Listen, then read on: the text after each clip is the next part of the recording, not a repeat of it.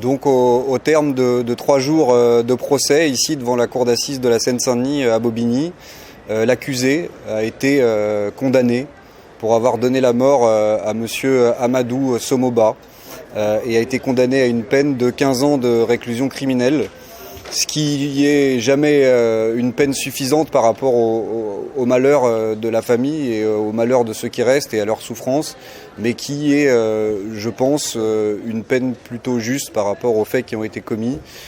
En tout cas, on peut que se soulager qu'il ait été reconnu coupable, que l'accusé a été reconnu coupable, qu'on ait fait honneur, je pense, pendant ces 3 jours à la mémoire de Amadou Somoba et que 2 ans et demi après ce 11 février 2020, une page se tourne et que maintenant il faut rassembler ses forces, son courage et continuer à vivre, voilà, sans lui.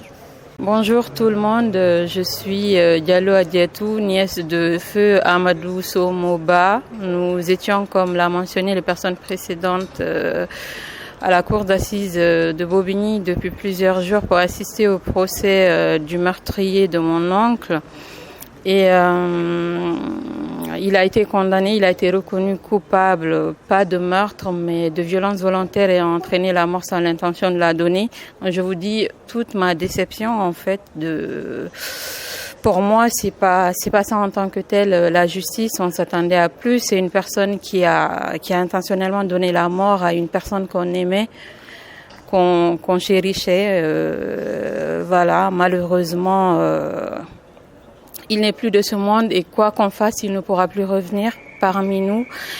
Et je trouve, comme je viens de l'évoquer tout de suite, la peine à mon avis, pas très sévère en fait, je pense. Je pense que la justice française, à la limite, elle est un peu laxiste. Si on se trouvait dans un pays comme les États-Unis, par exemple, ce criminel-là qui va ressortir, malheureusement, peut-être au bout de 7 ou 8 ans de la prison, avec un risque de récidive très élevé, serait condamné à mort aux États-Unis ou à la prison à vie, quoi.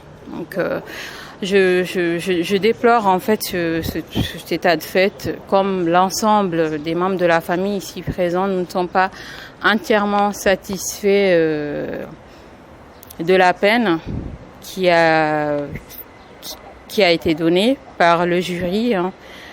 Et puis, pour le moment, nous ne savons pas ce qui va se passer si le monsieur en question, le meurtrier en question, que j'ai eu l'occasion d'écouter pendant plusieurs jours, qui est toujours dans le déni et qui se met dans une posture de victime, fera appel en fait de la décision. Donc nous sommes en attente, voilà, et on espérait une peine vraiment plus sévère en fait. Au nom de la famille, au nom de la famille et des amis, de tout ce qu'ils ont connu, côtoyé, aimé, nous tenons à remercier en fait la communauté guinéenne de France et tous nos proches qui se sont mobilisés durant ces 3 jours pour nous accompagner dans cette dure épreuve. Voilà. Merci de nous avoir soutenus tout au long de cette procédure et depuis son décès il y a 2 ans. Merci infiniment.